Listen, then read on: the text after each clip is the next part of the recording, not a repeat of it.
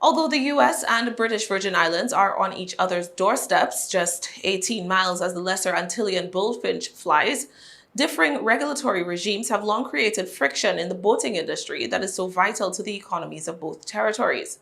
That friction, after months of discussion and negotiations between the two territorial governments, has now been eased after both parties agreed to a reciprocal regulatory program governing charter boating in USVI and BVI waters. We are also happy to facilitate easier access for our USVI neighbors with whom we enjoy a strong relationship, and they in return have agreed in principle to reciprocal applications for BVI boats trading into the USVI. This is an important step considering potential recent escalation of requirements that could have crippled traffic on both sides.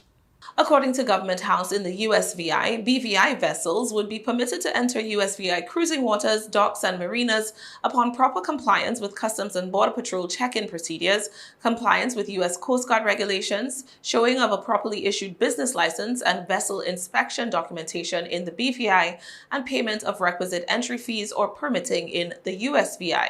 Likewise, the BVI will allow USVI-based and licensed vessels to operate in BVI territorial waters for day charters and term charters once the requisite fees are paid and the appropriate licensing and vessel inspection documentation from the USVI is presented to BVI officials.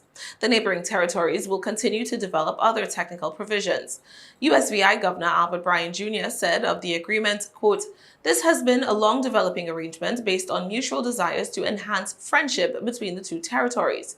Bryan and his Lieutenant Governor Tregenza Roach believe that the reciprocal agreements will positively impact the economies of both territories. The move forms part of a streamlining of BVI regulations for charter and water taxi operators overall and an easing of fees for local business, all in an attempt to jumpstart the sector's recovery. In an effort to provide a more efficient and streamlined experience for our incoming guests, effective the 15th of November, we have taken the decision not to require BVI trade licenses from foreign-based commercial recreational vessels conducting day or term charters or water taxis. Work permits will not be required for the crew working on these vessels. We will continue to promote the BVI-based business and develop incentives and advantages for those so committed. This is already evident in some reduced fee levels for home-based charter operations, and our BVI-based maritime businesses are returning.